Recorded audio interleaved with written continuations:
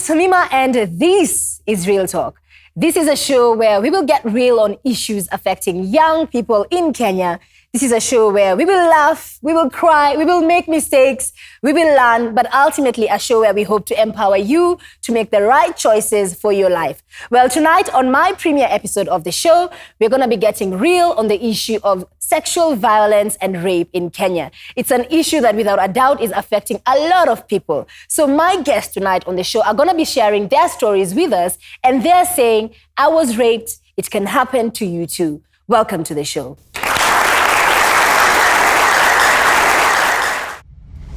Rape is the most highly underreported crime in Kenya. It is estimated that only 1 out of 20 women in Kenya will report a rape and only 1 in 6 will seek medical assistance. Relying on reported cases will therefore not provide a genuine picture of what is truly happening on the ground. Tonight, we get real on rape. Is this attitude slowly becoming a culture of sexual assault and silence? My name is Celine Joki, a victim of sexual violence, gang raped twice within a span of 4 months. My name's Clemens Kizela. I've been a victim of a rape case, and in this case, I was being raped by my own husband. My name is Jackie Wangwe, and I'm a rape victim. This is an ordeal that has really affected my life. My name is Nyambura Beatrice Maina. I'm a survivor of rape. I was raped by my uncle when I was 10 and also by my neighbor. It affected me emotionally. Given the past 7 years, what I have gone through, I know there are a lot of people going through the same. I've accepted that it's not my fault that I went through rape, and I've come out to speak about it. My name is Patricia Kagendo Njeru. I am a therapist, and I walk the journey of healing and forgiveness with rape victims among many. Rape is when someone forces themselves sexually on another person without their consent, and this can happen to both men and women.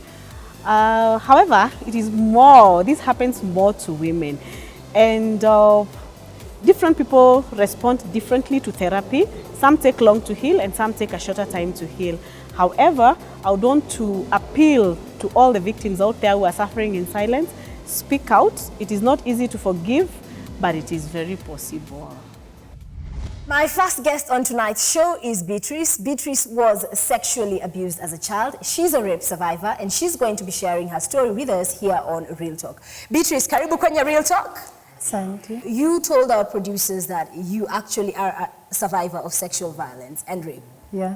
So tell me about that. I was sexually assaulted when I was 10 by my uncle back in Murang'a. By then my parents had moved to Nairobi and they had left us under the care of our grandma. That's when we had some duties. I was to clean the house, that's to sweep the house and clean the utensils. So one day my dad's brother came back earlier than before. He told me to sweep his bedroom and lay his bed, which I had already done. When I told him I had done that, he told me, no, go do it again. And I did it. I came back and told him I had done it. Were you the only one in the house with him at the time? Yeah. All your other siblings were out playing?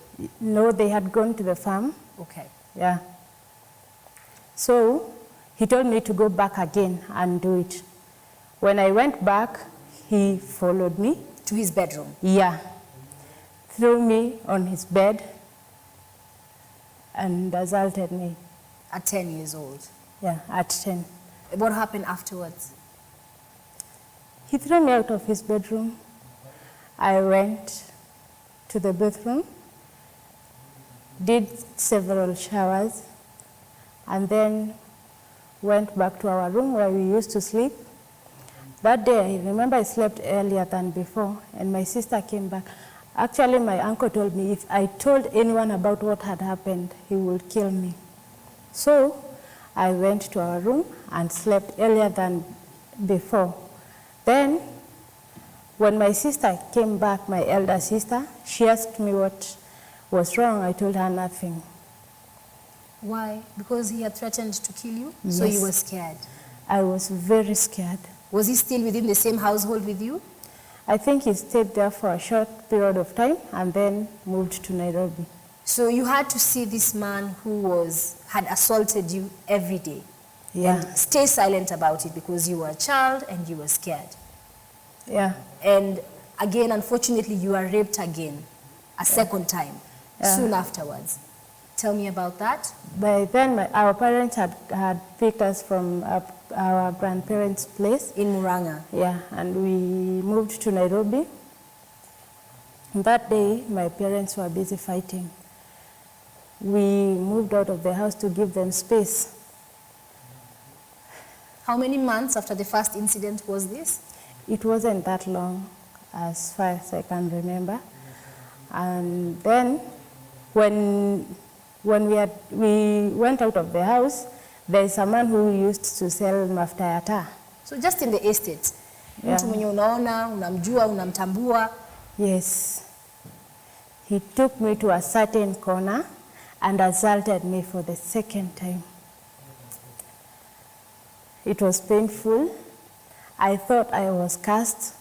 I blamed myself for everything. Since from the beginning, someone who I was related to did it. So I felt like I was cursed. I didn't belong to the family. I hated who I was. I was a tomboy. I used to pick fights with boys even at school. Even after this second incident, you didn't tell anybody? No. He threatened the same way. That he hurt you? Yeah. If you told anybody? Yeah. And so you're saying how you dealt with it was that you became a tomboy? Yeah, and a loner. At any point in time, nobody noticed, mom, dad, your siblings, that you were no longer yourself? Nobody noticed. Actually, I used to lock myself up in my room. And my mom never knew the reason why I was doing this. And again, it's because I didn't have that close relationship with my parents. Because when I was in class 7, they divorced. And I was left at home with my siblings.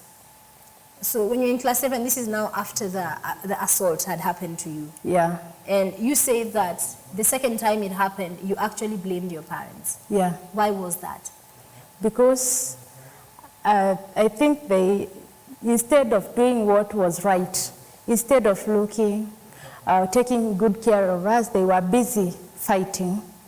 And they never had good relationship with us to know what we were going through. We were not that open to share what we were going through with them. I will term that as absent parents. You never shared when it happened. Have you since shared this with your parents? I shared this with my mom this year, and it was For the first hardest time? thing. Yeah. In how many years? 13 years. How did she react hearing it from you that this happened to you when you were such a little girl and she's hearing about it in 2018? She cried. She even wanted to sue the guy. And I told her there's no need to do that because we have no evidence. So when you say she wanted to sue the guy, your father's brother as well? Yes, but I did not mention the name because I know she's hot-tempered and she can do anything. So I told her this and this happened, I was assaulted, and that's when you were busy fighting, and the second time you were not around, I was assaulted. And she was very sorry, and she cried. So, Beatrice, the first time you were assaulted, you shared with us that it was by a close family member. Is this a man that you have seen since? I've never gone back there since then. I don't even attend a family gathering. Just to avoid him? Yeah. What would happen if you met him today? Nothing at all. You're not only a rape survivor, you're also working to counsel other people who have been through what you went through. So clearly for me, that is the strongest mark of a survivor. So you went through it, you've overcome. So what would you say to anyone who's watching, even a young girl who has been sexually assaulted and somebody told her, ukisema, nitakuchapa, nitakuua, utamwambiaje? Rape is real. At first you can downplay the feeling. You think that you're okay, but it eats you up slowly by slowly until you learn to speak about it. Find someone who you trust, someone who can listen to you, and someone who can help you out. Share your story. The people will criticize you. Actually, the society will criticize you. but speak about it for your own benefit. For you to heal completely or for you to acquire that healing, you have to speak about what you have gone through. With all the knowledge that you have today, if you were to talk to your 10-year-old self and you told her, speak up, tell somebody, do you think she would have been believed the first time it happened? No, I was young and ignorant. People will ask, why did you not sue the guy? Why did you not do anything? Remember, there was no one back there. I told you to take care of us. We were living with my grandma. Right. And then we never knew anything about rape or how to handle rape. But now I'm fully aware of what I'm supposed to do when that thing happened. When you are raped, the steps that you are supposed to take, and you should accept yourself. I've realized that I'm not to blame for whatever that happened. I'm not ashamed. The shame is on the perpetrator. My next guest on the show is Clemence Kizela. Clemence is also a rape survivor. She survived an abusive relationship where she was raped multiple times by her husband during pregnancy and even after pregnancy. She's here tonight to share her story with us on Real Talk.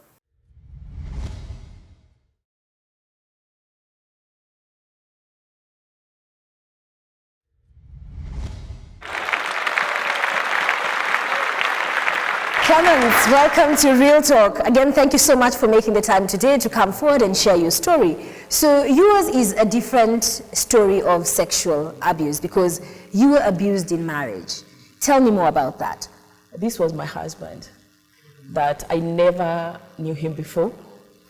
I met him for the first time when we were coming from a funeral. My friend had lost his dad. So this guy came and asked me for my number. Of course, I said no because I didn't know the guy.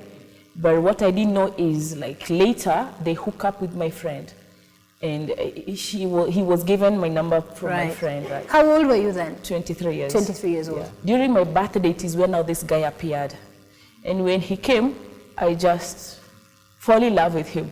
Yeah. And I told the people that were around there, I'm getting married to that person. So how long did you guys date before marriage? We never dated. So mine is weird. Okay. Mine is weird. I guess it's a story for another day when maybe times allows. But yes, I end up getting married to the guy. How long had you known him for at this point? I just saw him once on Mombasa Raha. Then you meet at the birthday party? Yeah. And then after that, you guys decide to get married? Yes, exactly. I went home and I told my mom that, actually I lied to my mom and I told my mom that I've been transferred to go to work in a different company in another county. And my mom was like, oh, that's okay. But that's a lie because I wanted to create time so that I can be living with him. So yeah, so I went, took my own money, rented a house and accommodated him. In that same month, I realized that I was pregnant. So when at that time also, I was learning now to love him more and more and more. Was he also your age? Yeah, okay, he was older by 6 years. By 6 years older than you. And 6 years. you're paying for rent at that point? I'm doing everything in the house, paying the rent. And marriage at this point was really, you guys had decided, let's come and stay together. Actually, it's just a come and stay thing. But it was marriage for you guys because you are committed. Because I'm committed to him. And now I'm already know that I'm pregnant, and my prayer and my thing was I cannot be away from the husband, from the father of my child. I have to be in a place where my baby will be born with my dad, with the father, and we raise our child together. So in this case, when he realized that I was pregnant, he changes. He could come home after 2 weeks. He disappears. After 2 weeks, he comes. So when he comes home, you know, sometimes with pregnancy comes with different issues. So mine, I had a problem. So the doctor said, for now, you cannot be able to have intercourse until the pregnancy is 4 months. But him, it was a different case. He said, no, you are my wife and I have to have it. So not understanding that you have a vulnerable pregnancy.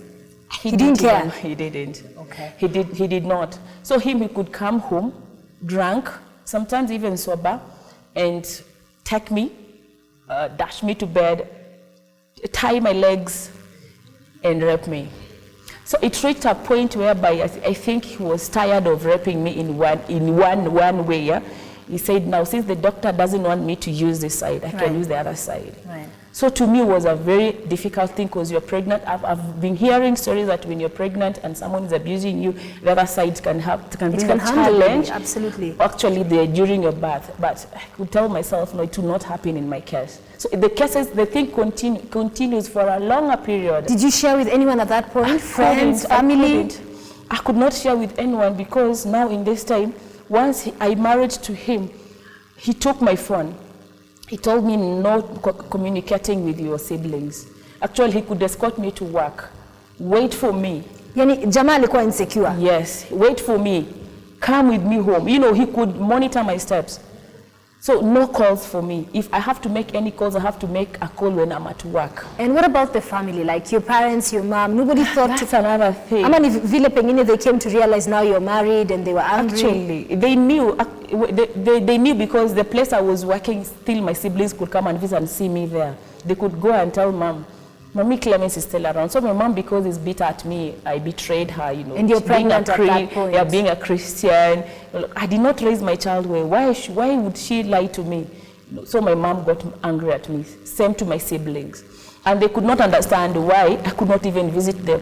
I could not come out and tell them that my husband has forbidden me to see any one of my family. And he's also abusing you. Abusing me, beating me up, raping me both sides. You know, actually, after he comes to visit me, I could have been taken to the hospital, added blood, because he could leave me in a very critical condition. And he will come back after 2 weeks knowing that now she's okay. I see so much strength when I look at you.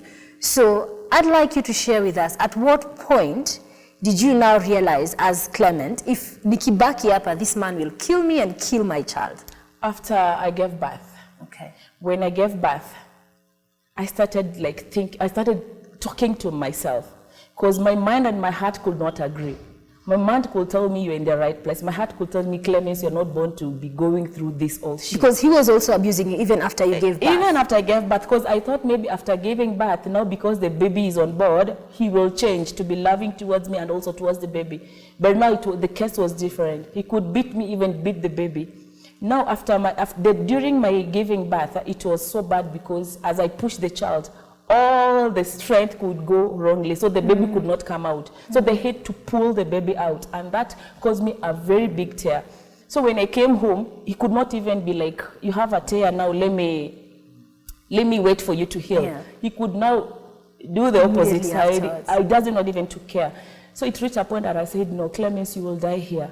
Get someone who can talk to. So at work, I had a friend called, another friend of mine. So one day I told her, when you see me maybe laughing, smiling, you guys don't know what I go through. Can I have a minute with you? At least I share with you what I go through.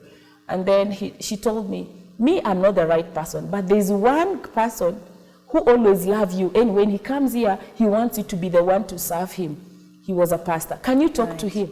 I said, yeah, by the way. So he called the pastor. When that pastor came, I told him, allow me to talk to you what I'm going through.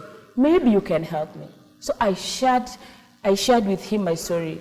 And he looked at me and he told me, wow, how do you afford a smile? I was like, all these things are fake. I am hurting inside. I'm bleeding inside. And I cannot be able to share with anyone because first, how will they take me? Yeah. How will they will be like, what are you doing there? You know, why don't you come out? So you feared first people would not believe you saying that my husband is a rapist. He's raping me. Nobody will agree with you. Nobody will take that. That is one. Number two, how will my mom take my dad, you know? So you embarrassed for letting her down. Exactly. There's so much faith in me. How will they take it? They'll be like, did I not raise my child well? You know. So I was trying to cover everything, every angle. But at that point I said, no. It's about me, it's about my life. Clemens, you will die here in the name of wanting my child to be raised by a father, and this father is already abusing both of us. One day we'll wake up dead, both of us. What will we gain? That's when now your maternal instincts were kicking in, huh? Because now you're thinking, see me too, my child, yeah, so at least my child gave me Was your first child a boy or a girl? My boy. It was a boy. Yeah, boy. Was your dad in the picture? Yeah, my dad was there. So what was your relationship like with your father? We were good buddies. By the time I lied and I went to get into a marriage that they did not approve, I became their enemies. Joining us next is Patricia Kagendo, who is a counselor and therapist at Tabasamu Tena. She's going to be putting tonight's topic into perspective to help you know, as a parent, what are the telltale signs you need to recognize in your child to tell whether they're being sexually abused in the home or elsewhere. And for you, if this is something that you're personally struggling with, how can you deal with it? How can you get the help that you need to help? Welcome to the show, Patricia. Thank you very much. So, Patricia, I couldn't help but notice, for both my guests here, I saw that there is a culture of silence, there is a culture of shaming the victim. As a counselor, is this what you experience every day? Yes. The first thing that happens to a victim is self-rejection. They hate themselves. They blame themselves for this. They start asking and imagining things like, if I did this, this would never have happened. If I was not there, this would not have happened. They start blaming themselves and start imagining of all the things they shouldn't have or should have done differently. But I'd really want to tell them one thing. Rape has nothing to do with the victim. Rape has everything to do with the rapists. In this society, if there's a woman who's in marriage right now and perhaps she wants to speak about it, she's probably coming from where she was when it was happening to her, whereby rape is only looked at as something that a stranger or an aggressive person does to you out there. But it's not quite something that is, a lot of people would not quite wrap their heads around. What do you mean your husband raped you? You see, I think we need to start by knowing what is rape. Rape is when someone forces themselves sexually without your consent. So if you're married and you don't consent, then it is rape. Because marriage is not a license to sexual harassment. Absolutely. As a man, the same way ulimkatia demu yako, akaingia box ukamuoa, is the same way you should entice her to say yes to you. Absolutely. Don't force. Absolutely. So if your wife, and another thing I would really want to say is that women are wired differently from men. Men are like electricity. On, off. A switch, on, off. Women are not. Women, I like comparing them to jiko ya makaa. Lazima uweke makaa, lazima upepete, ndio iwake. Prepare your woman. Let your woman get to say yes. Jackie also is a survivor of rape, and her story is also a story that I believe a lot of young women in this country have either experienced or they are currently dealing with. So Jackie's going to be sharing her story with us in that she was actually raped in a relationship. Jackie, you are a survivor of rape. Please tell us about your story. Okay, mine happened in a relationship. I had been dating this guy for about 2 months. And before I entered the relationship, we had agreed. I had talked to him about my situation. And I had What was your told him, situation? my situation was I wasn't ready to be intimate with him anytime soon. And he had agreed that we will just have a relationship without the sexual part of it, at least at that particular time. So around 2 months into the relationship, he invited me into his house. When I got there, he actually made, prepare. It was in the afternoon. He prepared lunch. We took the lunch. When I saw him closing the doors, of course, I knew something was up. So I asked him why was he locking the door? He was like, "You are my girlfriend, and you cannot deny me, sex." I started screaming, And nobody had you? Nobody had me. So he kind of tore my clothes down and raped me. What happened afterwards? He wanted to lock me in the house. He said I was now his woman. He wanted to marry me during, at that time. And he was like, I was never going to leave that house unless I agreed that, whatever he did was right. It took about 2 hours trying to convince him, to let me out, because I was scared. He looked to me like, he was wild. He was a different kind of a person at that time. So I thought maybe if I was to spend another maybe more hours there, I could have ended up dead or something. So after the incident, did you report it? Did you share with anyone? No, I did not report it. Of course, I didn't think anybody could believe me. Why is that? Given that he was my boyfriend, and I took myself to his house, nobody could believe that I took myself to a person who raped me. So I kept, because the only person I told that during that time, I sensed she did not kind of believe me. In fact, she brushed it off. A friend of yours? A cousin of mine. Yeah. She's the only person I told, and I could feel that she did not believe the story. Actually, I told her immediately I left his house. I went to her house. And I knew that was the kind of response I could get from the rest of the people, so I decided to keep silence. I just went and bought some P2s, and I just prayed I wasn't HIV positive. Patricia, over to you. As a counselor, just hearing Jackie share her story with us, what would you tell the hundreds and I believe thousands of women? Because the reality is that nobody is quite sure of the statistics of rape and sexual violence in Kenya simply because we have a culture of silence. It's Africans, we Africans, I'm sorry if I'm wrong, but Africans are uptight. Not just about rape, but even sex. A journey begins with one step. And one step is us here today. I believe you have known Patricia, you have known Beatrice, you have known Clemens, you have known Jacqueline. There are very many other people. Talk to us. We have social media. There are very many ways. And actually with the social media, let's really take advantage of social media. Tafadhali, don't keep quiet. It is time to talk about it. Going back to Jackie's story, where she's saying she didn't feel empowered to report it because she didn't feel anybody would have believed her, because amesema with her own words, niliona pengine nilijipeleka kwenye ile nyumba, who would have believed me? Because I took myself to his house. So how can we make young women more vigilant about perhaps ensuring that they are not in any situation that might compromise their safety? Because the other common thread that I'm seeing amongst all three women that have shared their story here tonight is the fact that they all knew their abuser. My biggest wish is when in Kenya we will have more hospitals like Nairobi Women's, which treat rape cases and sexual harassment or sexual assaults for free. Number two, I also really pray for the day we will have a part of the police station that is basically just for that, rape. And hopefully just have a qualified professional counselor, police woman. What is the reality today?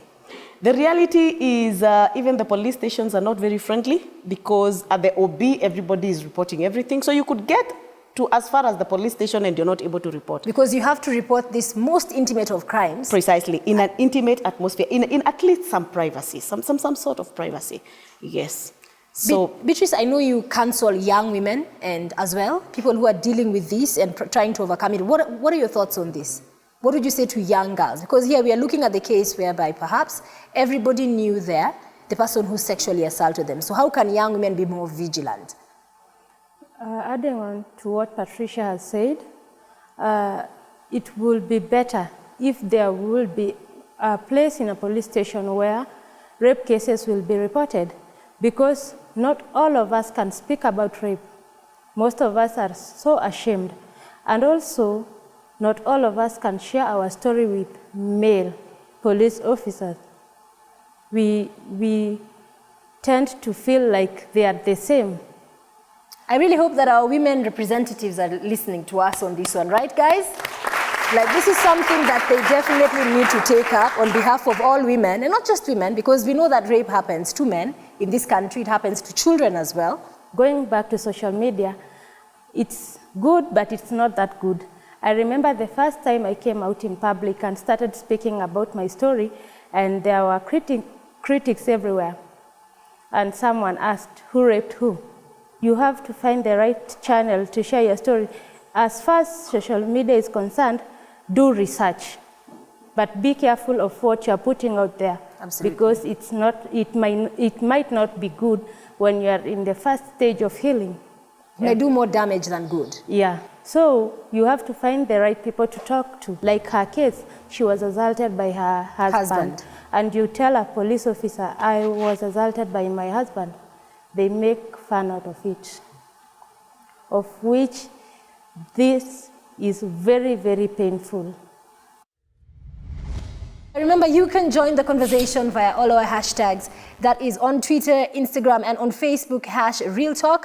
Let me know what your views and comments are. I'm going to open up the conversation to my studio audience, just so that we can get a feel of what ideally, if you were in here, which questions would you want to ask, what your comments would be. So I believe I have a first question.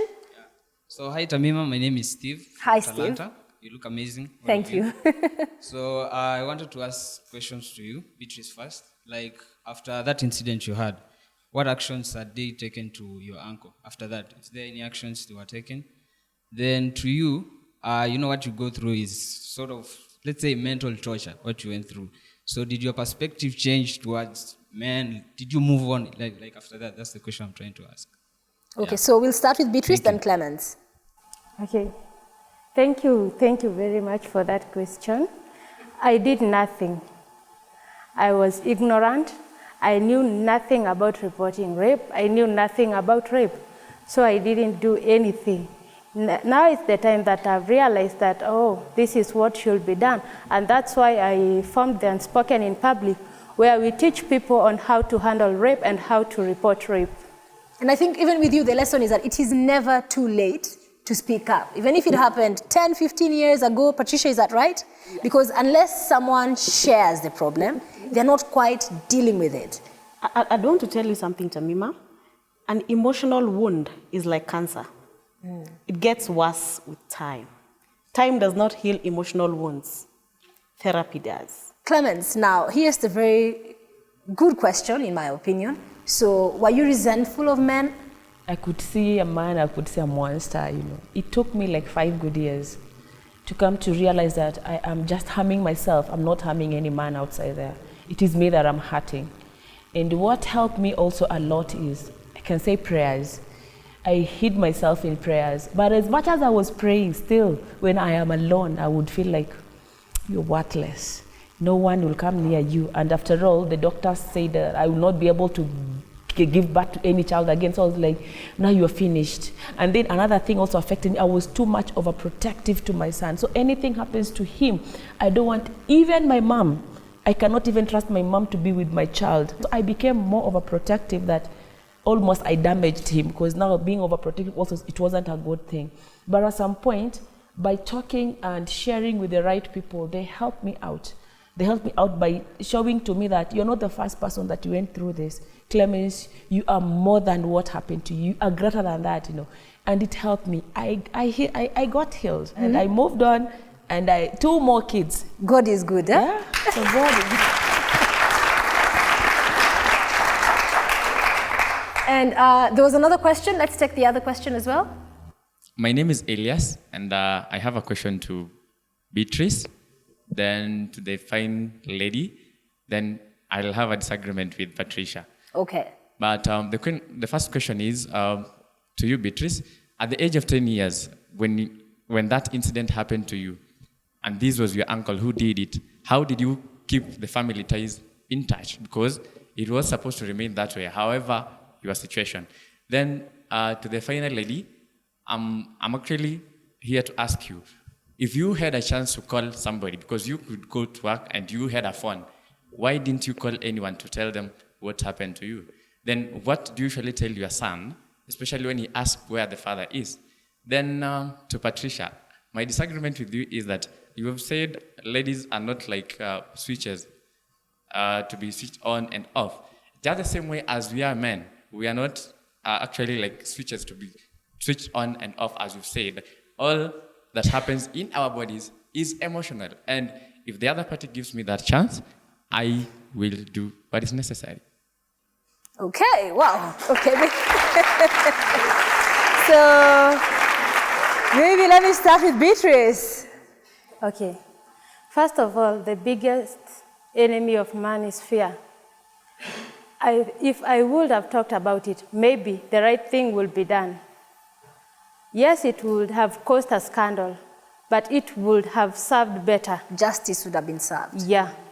How many times do we cover up for people who hurt us just because we are keeping the family ties? And they may go ahead and hurt other people, you see? By then I had nothing at all. I have no evidence. I have nothing against him. But now I have to teach anyone else who is going through the same situation or who has not gone through the same situation what they have to do and how they are supposed to approach this.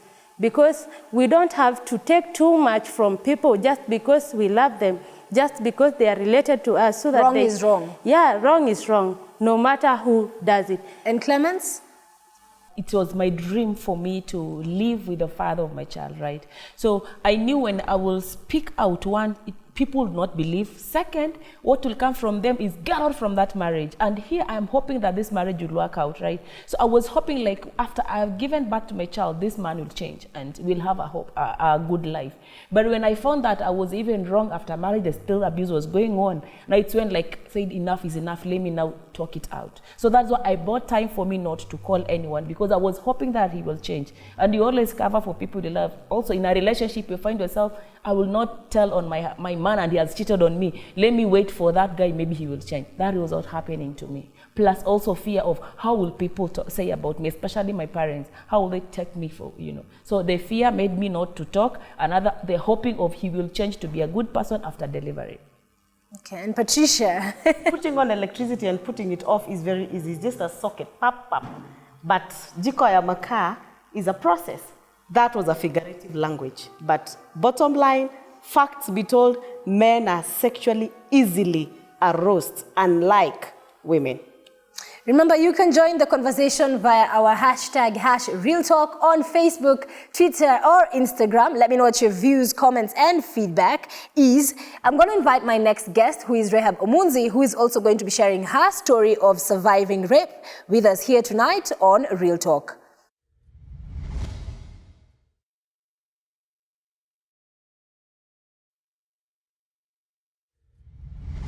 So over to you, Reha. Please share your story with us, because yours is a very different kind of rape as well. Thank you very much, Tamima.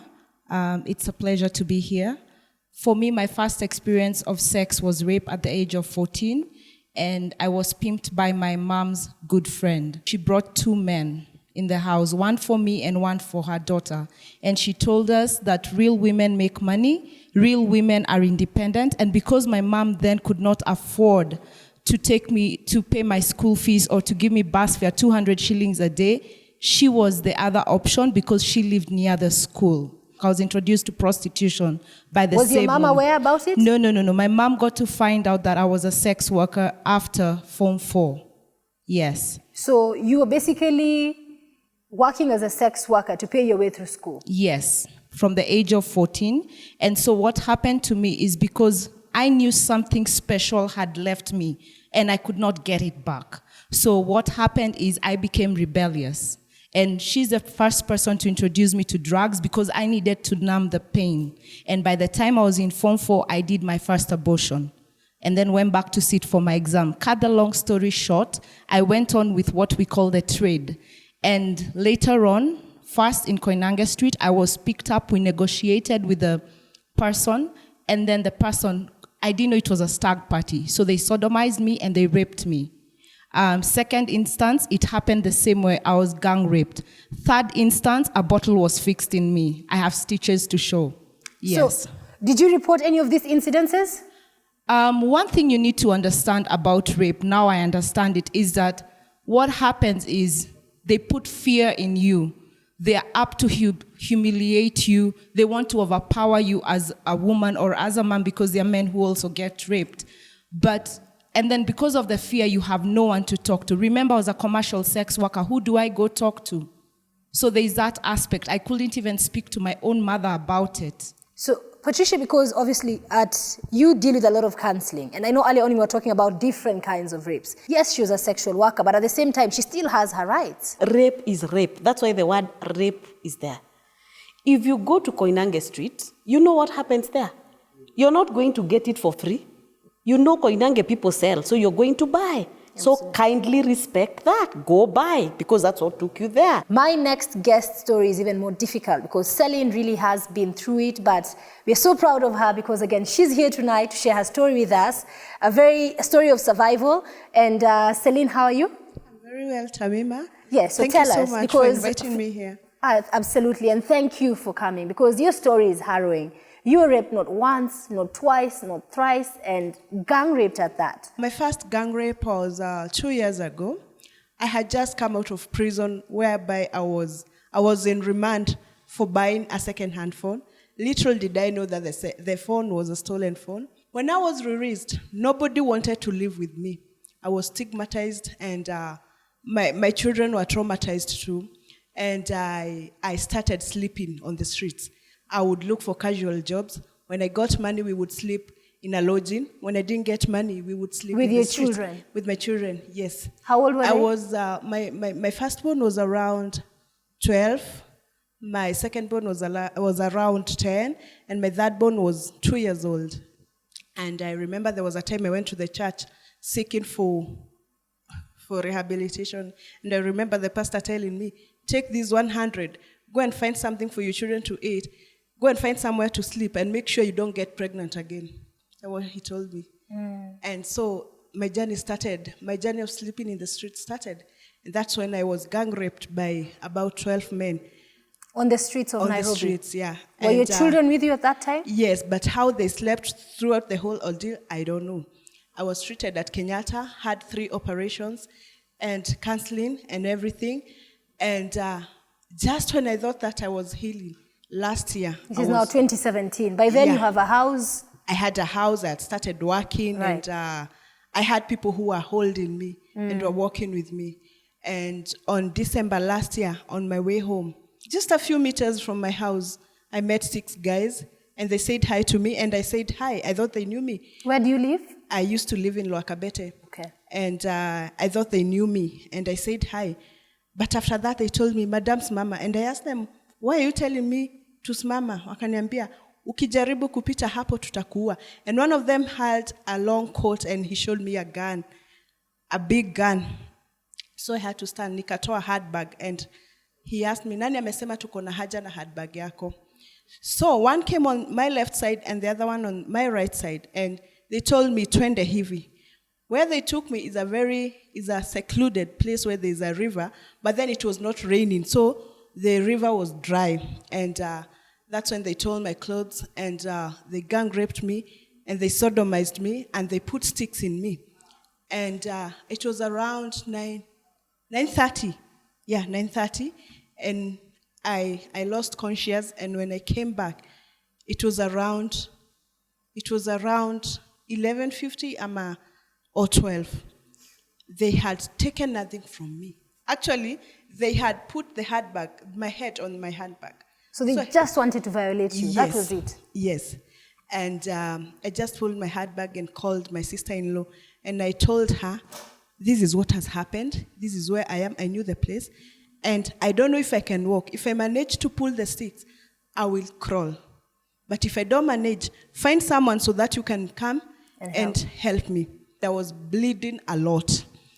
And another friend of mine came, and they took me to the police station. And that's where my trauma started, because the police keep asking me, ulikuwa umevaa nini? Do you know them? Do they know you? Almost like it's your fault. Yeah, uko na grudge na mtu, and then you're surrounded by other people who came to report some other things.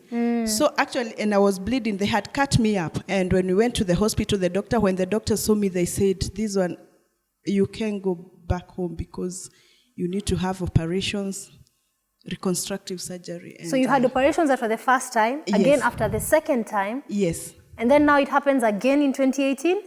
When I was recovering again, and I had moved away from the place to a new house. So from Kabete to elsewhere now? No, it was still in Kabete because I couldn't leave my children, and my son is in class 8, and I couldn't just move. And I moved to a new house far away from the place I was. And on April 27th, in the middle of the night, it was raining so hard. And my children had gone to my auntie's place, and I just had people in the house, and my first reaction was, these people are going to kill me, or they're going to take me to the same place they took me last time, and now because it is raining, they're going to drown me or kill me. But they dragged me out of the bed and took me to the sitting room. This time they raped me, they broke my glasses, and they cut me up. My thighs are full of scars, and they strangled me, they sodomized me, they raped me, they put a rolling pin inside me, and then they left. At the time they left, it was around 2 a.m. The person who picked my call came from, I told him, do you have an Uber app? He told me, because I didn't have, he told me, yes, I have. I told him, please nitafutie Uber, And he asked me, what has happened? And I told him what has happened. And he came from Nairobi up to Lwakabete, and it was raining so hard. And now the harrowing experience of going back to the police station, and the policeman asking me, why does it happen to you only? Why only? So he's blaming you? He's blaming me. Again. And this time I was bleeding so hard from the scars because they had cut me up with the glasses. And the strangulation mark was visible. And this time I was not even walking at all. And that's when I went back to Nairobi Women, and I had lost so much blood, and I was anemic for a long time. And I'm still recovering from the ordeal. What are some of the issues you have to deal with as a result of this violent type of sexual abuse that you went through? Not once, not twice. Some of the issues I've had to deal with is, at first I stopped working because I can't sit for long.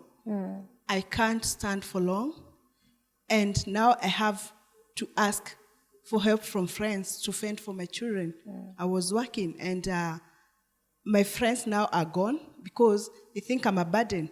The stigma also, some of my friends even saying that maybe I did something to someone who wants to harm me, or even, actually, there was a case I had that someone said I paid the perpetrators to do that to me so that I can get sympathy from people. And this is someone who knows me very well.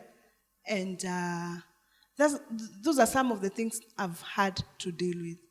I think I just want to first say you're very strong. You know? Having endured everything that you have and being able to talk to us, sharing your story, because we know you didn't have to, but you did, because you're talking to somebody out there. Keep on keeping on. And again, Patricia is here if you need to talk to someone, because I can understand even for you, it affects you. You're strong, yes, but it's a journey, isn't it, Patricia? It's a journey. It's wicked. It's bad. It's criminal. And but one thing I know is God knows how to make very ugly things very beautiful. And for free, you have a great future. Absolutely. And there's something about you. There's just something about you that the devil knows, and that's why he's stopping your destiny. But your destiny is great, and I just love your attitude. You're a great woman. We celebrate you. And over to you again, Patricia, as a counselor. Would you say that now, looking at the society now, because we are seeing incidences of rape and even some very vile forms of rape cropping up, do you think that perhaps the world it is that we are living in right now, our boys are being sexualized when they are too young? Yes. But again, we will go back to social media. You see, they get to know so much at very young. And number two, Tamima, I know this could land me in a lot of trouble, but I have to say it. Let us stop celebrating sin. There's nothing good about being a socialite. So let us stop celebrating them. Okay? And if you are a man out there, and sex will not make you powerful. When you rape a woman, you're not powerful. But it has nothing to do with power. You're the weakest person I know. To the girls out there, we are living in a wicked world. We are living in an evil world. Let's be extra careful. Don't be alone in a place that you could be a victim. Yeah? Even boys are being sodomized. Up and above that, if our girls are too careful, they will still need men to marry them. So even our men need to be empowered. So it's a collective thing. Okay, over to you, Reha, because we know right now you've been able to turn your life around. You're using your life experience as a teaching example to ensure that no other single girl has to go through what you went through as a woman. Thank you very much, Tamima. I want to say that today is a representation of survivors, people who've experienced rape but have survived it and moved past it. But one thing I need to emphasize is that healing is an art. It takes time. It takes someone to understand what you went through, because not everyone would understand. And that's why everyone here, especially the survivors, are saying, speak about it. For me, when I speak about my life experiences, that is how I heal. And that is why I'm not embarrassed, because that's in my past. Rape does not define my future, and it defines none of these survivors' future. And we need to create awareness. I go to schools, I go to prisons just to create awareness, because that rape is real. One other thing is that you find that most survivors have a lot of trust issues, and I believe I speak for all of us. But we learn somehow through the therapists, through counselors, we learn to survive and to keep moving on because there is a greater future ahead of us. Another thing I want to add, it's not just the police. It's not just going to the OB and writing it. We need leaders everywhere to do something about it. When you go to church, church is meant to be a hospital. Anyone can walk in through those doors and get help. If they need to pay for people to go to become counselors, let them do it. If they need to pay for police officers to go for counseling, let them do it. They need to have a special office for rape cases. Absolutely. Whereby they can walk in and not be questioned. They can walk in and feel welcome, because most people don't report because of course, what has gone through you has caught you off guard. So you need to go to a place where you can easily talk about it. We also need more hospitals like Absolutely. Nairobi Women. Absolutely. You know, they're doing a great job, but what about the people in Mombasa? What about the people in Wajir? Absolutely. What about the people in Eldoret? Where will they go, you know? And Celine, anything you want to add to that? I want to talk to the rape survivors. It does not define you. Actually, when those people were raping me, I kept telling God, let them do anything they want to do with me, but do not let them kill me, because I do not want my children to grow the way I grew up, without a parent. And He's so faithful because I did not die. So you don't have to pity yourself, and rape does not have to define you. It is not you. You do not have a problem. It is not you. It is them who have a problem. This is obviously a very, very powerful topic that we cannot exhaust within this one sitting. It's a topic that we will definitely revisit. I hope that we have ignited a spark to open up the conversation within the family, within the churches, within the community, so that we can keep our girls safe, keep our young boys safe, keep our daughters safe as well, because nobody deserves this worst, most intimate and vilest form of violation. So remember, you can join the conversation, #RealTalk on Twitter, Instagram, and Facebook. Well, for tonight, that's been it from me, Tamima, and the rest of the gang here in studio. Thank you so much for tuning in. Until next time, do enjoy the rest of your viewing.